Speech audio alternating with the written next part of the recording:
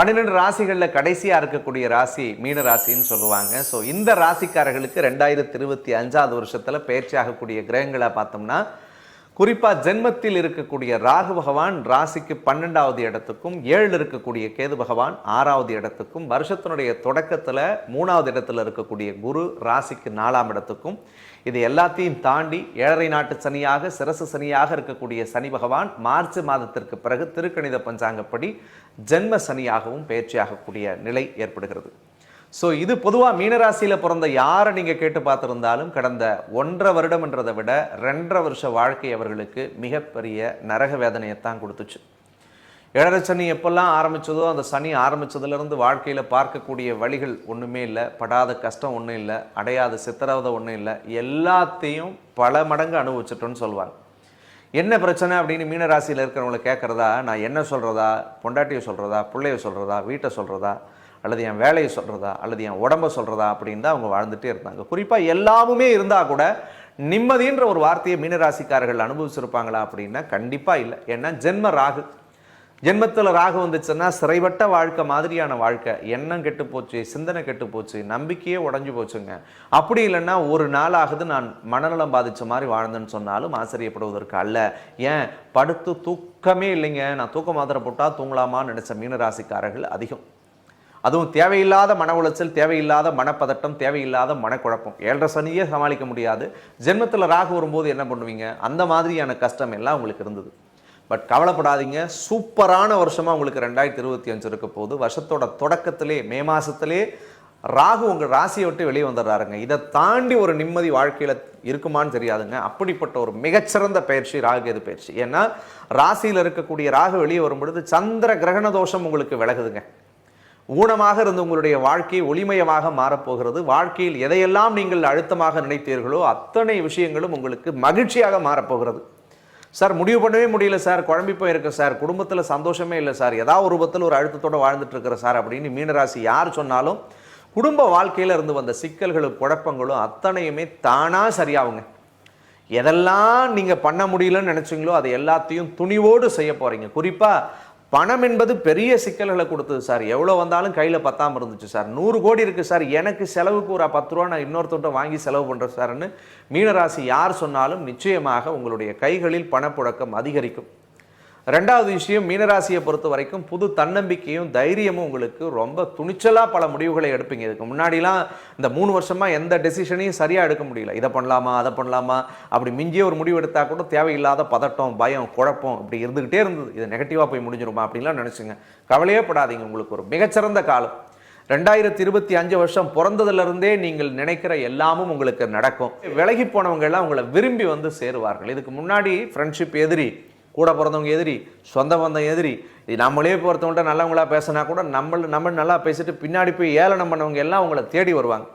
4ல் குரு மே மாதத்துக்கு அப்புறம் வரும்பொழுது மீனராசிக்காரர்களுக்கு இடமாற்றம் ஏற்படும், ஊர் மாற்றம் ஏற்படும், தொழிலில் நிறைய சேஞ்சஸ் கொண்டு வருவீங்க, வேலையில் ப்ரமோஷன் வேணும்னவங்களுக்கு ப்ரமோஷன் கிடைக்கும், டிரான்ஸ்ஃபர் வேணும்னு கிடைக்கிறவங்களுக்கு டிரான்ஸ்ஃபர் கிடைக்கும், வெளிநாடுகளிலிருந்து உள்நாட்டுக்கு திரும்பணும்னு நினச்சவங்களுக்கெல்லாம் கண்டிப்பாக அந்த ஒரு பீரியட்ஸ் எல்லாம் ஒரு சக்ஸசிவாக இருக்கும். அம்மாவுக்கு ஏதாவது மருத்துவ செலவு பண்ணிக்கிட்டே இருந்த மீனராசிக்காரர்களுக்கு தாயினுடைய உடல்நலம் சரியாகும். வீட்டில் படுத்தா தூக்கமே இல்லை சார், ஏதோ ஒரு சூனியம் வச்ச வீட்டில் வாடுற மாதிரியே நான் வாழ்ந்துட்டு இருக்கிறேன் சார் அப்படின்னு நினச்ச மீனராசியெல்லாம் நிம்மதியாக தூங்குவீங்க. ஏன்னா தூக்க மாத்திரை போட்டு கூட தூங்காத மீனராசிக்காரர்கள் பல பேர் இருந்தீங்க. ரொம்ப குறிப்பாக இந்த லாஸ்ட்டு 3 வருஷத்தில் கல்யாணம் ஆகி குழந்தை இல்லைன்னு நினச்சவங்களுக்கெல்லாம் குழந்தை பாக்கியத்தை கடவுள் கொடுப்பாருங்க. 7ல் இருந்த கேது 6வது இடத்துக்கு வரார். 6, 3, 11ல் ராகு கேதுக்கள் வரும் பட்சத்தில் நிச்சயமாக ஒரு ஜாதகனுக்கு நல்ல பலனை செய்யும். அந்த அடிப்படையில் கடன் சுமை தீரும். பொருளாதாரத்தில் நெருக்கடியில் இருந்த மீனராசிக்காரர்களுக்கு கடன் பிரச்சனை சரியாகும். உடல் ரீதியாக இருந்து வந்த சிக்கல்கள் சரியாகும். மன ரீதியாக இருந்து வந்த குழப்பங்களும் தீரக்கூடிய சூழல்களை ஏற்படுத்தும். ரொம்ப குறிப்பாக பர்சனல் லைஃப் மீனராசிக்கு லாஸ்ட் ஒரு 3 இயர்ஸாகவே சரியில்லை. 8ல் கேது, அதுக்கு அடுத்தது 7ல் கேது, 7.5 நாட்டு சனி. அப்போ குடும்ப வாழ்க்கை என்பதே இல்லை. ஒரு வீட்டிலே புருஷன் பொண்டாட்டி படுத்தா கூட ஆளுக்கு ஒரு மூலையில் தள்ளி படுத்த நாட்கள் அதிகம். ஸோ அப்படி இருந்தவங்கெல்லாம் ஒத்துமையாக சந்தோஷமாக சேர்ந்து வாழக்கூடிய சூழல். என் மனைவியை நான் புரிஞ்சுக்கலன்னு கணவனை புரிஞ்சுக்கலன்னு சொல்லி மனைவியும் நீங்கள் எல்லாருமே ஒத்துமையாக இருக்க போகிறீங்க. கல்யாணமே ஆகலைங்க, இந்த 5 வருஷமாக வரேன்னு பார்க்குறேன், 3 வருஷமாக தடையாக இருக்குது அப்படின்னு நினச்சவங்களுக்கெல்லாம் கல்யாணம் தானாக நடக்கும். இந்த வருஷத்தில் பிரிந்து வாழ்ந்த தம்பதியர்கள் ஒன்று சேருவீங்க. காதலர்களாக இருந்தால் சண்டையோடவே போச்சுங்க இந்த 3 வருஷம் ஃபுல்லாகவே. எதை பேசினாலும் குற்றவாளி ஆயிட்டனான்னு சொன்னவங்க எல்லாரும் திரும்பவும் சேரக்கூடிய சூழல்களை ஏற்படுத்தும். மறுமணத்தை எதிர்பார்த்து காத்திருந்தவர்கள், விவாகரத்து வாங்கிட்டு சார், கணவன் தவறு இருந்துட்டு சார், திருப்ப ஒரு வாழ்க்கைக்குள்ளே போகணும்னு நினைக்கிறவங்களுக்கெல்லாம் கண்டிப்பாக அடுத்த திருமணங்கள் கூடி வரக்கூடியதாக இருக்கும். ஸோ கொடுக்கல் வாங்கல் சிக்கல்கள் தீரப்போகுது. கோர்ட்டு வழக்குகள் ஏதாவது சாதகமான தீர்ப்புகளை உங்களுக்கு தரப்போகுது. டாக்குமெண்ட்ஸில் இருந்த பிரச்சனைலாம் சரியாகி ஒரு லோன் எதிர்பார்த்துருந்தீங்கன்னா சட்டுன்னு உங்களுக்கு லோன் கிடைக்கக்கூடிய சூழ்நிலையை தருது. பூர்வீக வீட்டில் ஏதாவது பண்ணணும்னு நினைச்சா பண்ணுவீங்க. அப்பாவடி உறவுகளோடலாம் உங்களுக்கு ஒரு நல்ல இணக்கமான சூழ்நிலை ஏறப்போகிறது. மீனராசிக்காரர்கள் கடந்த 3 வருடத்தில் நீங்கள் இழந்த பட்டம், பதவி, பேர், புகழ் எல்லாம் உங்களை தேடி வரும். அரசியல்வாதியாக இருந்தீங்கன்னா ஒரு மிகப்பெரிய அரியணை உங்களுக்கு 2025 காத்திருக்கு. தொழில்துறை சார்ந்தவர்களாக இருந்தீங்கன்னா ஒரு மிகப்பெரிய பணவரவு உங்களுக்கு மிகப்பெரிய வெற்றியை தரக்கூடியது காத்திருக்கு. ஒரு வேலையில் இருந்தீங்கன்னா இன்னைக்கு நீங்கள் நினைச்சு பார்க்க முடியாத இடத்துக்கு ஒரு பெரிய ப்ரமோஷன் உங்களுக்கு 2025 கொடுக்க காத்திருக்கு. அப்போ மீனராசிக்காரர்களுக்கு பட்டம் சார்ந்து, பதவி சார்ந்து, பெயர் சார்ந்து, புகழ் சார்ந்த விஷயங்கள் பெரிய அனுகூலம் தரக்கூடிய வருஷத்தை தரும். குறிப்பாக லாபஸ்தானாதிபதியாக இருந்த சனி பகவான் விரயத்தில் கடந்த 2.5 வருஷமா இருந்ததுனால பணம் என்னதான் கொண்டு வந்திருந்தாலும் தேவையில்லாத விரயம், அன்வான்டான செலவு தான். மருத்துவ செலவோ அல்லது 100 ரூபா பண்ண வேண்டிய இடத்துக்கு 1000 ரூபா செலவோ, அல்லது ஒரு வீடு கட்டி ஆரம்பிச்சங்க 10 ரூபா பட்ஜெட் போட்டேன் 20 ரூபா செலவோ, இந்த மாதிரி போனது எல்லாமும் உங்கள் கட்டுக்குள்ளே கொண்டு வருவீங்க. சுபவரைய செலவுகளை நிறைய செய்யக்கூடிய சூழல்களை ஏற்படுத்தும். லாபம் பார்ப்பீங்க. ஒரு 10 ரூபா வந்தால் கூட 5 ரூபா செலவு பண்ணிட்டு மீதி ஒரு 2 ரூபா உங்கள் பாக்கெட்டில் வச்சு செலவு பண்ணக்கூடிய சூழலை ஏற்படுத்தும். இது எல்லாத்தையும் தாண்டி வெளிநாடுகளில் வாழ்கிறவங்க, பிஆர் வேணும்னு நினைக்கிறவங்க, வேற நாட்டுக்கு போய் படிக்கணும், வேலைக்கு போகணும்னு நினைச்சவங்க எல்லாருக்குமே அந்த வாய்ப்புகள் அமையும். தூரதேச பிரயாணங்களும், கடல் கடந்து வாணிபம், இம்போர்ட் எக்ஸ்போர்ட் ரிலேட்டடான விஷயங்களை செய்யணும்னு நினைச்சவங்களுக்கெல்லாம் அது சாதகமான பலன்களை பெற்றுத்தரக்கூடியதாக இருக்கும். இது எல்லாத்துக்கும் மேலே தெய்வ வழிபாடு மிகச்சிறந்த அடிப்படையில் பலன் தரும். கடந்த 3 வருடத்தில் நீங்கள் கடவுளை கும்பிட்டு, கோயிலுக்கு போய் பூஜை பண்ணி சாமி கும்பிட்டு நடக்காத விஷயங்கள் எல்லாத்தையும் அந்த இறைவன் 12ல் ராகு வரும்போதும், ராசியில் சனி ஜென்மசனியாக வரும்பொழுதும் உங்களுடைய ஜாதகத்துக்கு அதை ஒரு தெளிவை தரக்கூடிய அடிப்படையில் இருப்பார். ஸோ மீனராசிக்காரர்கள் ஒரு பக்கத்தில் பயம் இருக்கும், ஜென்ம சனி வருதே சார், ஜென்ம சனி வருதே சார், அதில் பயம் இருக்கு. கவலையே படாதீங்க. ராகு சந்திரனில் இருக்கும்பொழுது ஏற்படக்கூடிய அதீத வலியை விட ஜென்ம சனி உங்களுக்கு பெரிய அளவு தாக்கத்தை கொடுக்காதுங்க. சிம்பிளாக சொல்லணும்னா கடற்கரையிலேயே மூழ்கி எழுந்த உங்களுக்கு கரைக்கு வந்ததுக்கு பிறகு வரக்கூடிய மழையா சஞ்சலப்படுத்த போது தயவு கூர்ந்து கவலைப்பட வேணாம். இந்த ராகு கற்றுக் கொடுத்த பாடத்தை வச்சு அடுத்து வரக்கூடிய ஒவ்வொரு வருடத்தையும் நீங்கள் வெற்றிகரமான வருடமாக சத்தியமாக மாற்றியே தீர்வீர்கள். ஒரு மிகப்பெரிய புத்துணர்வோடும் தைரியத்தோடும் தெளிவோடும் சென்று ஜெயிக்கக்கூடிய ஒரு வருஷம் 2025.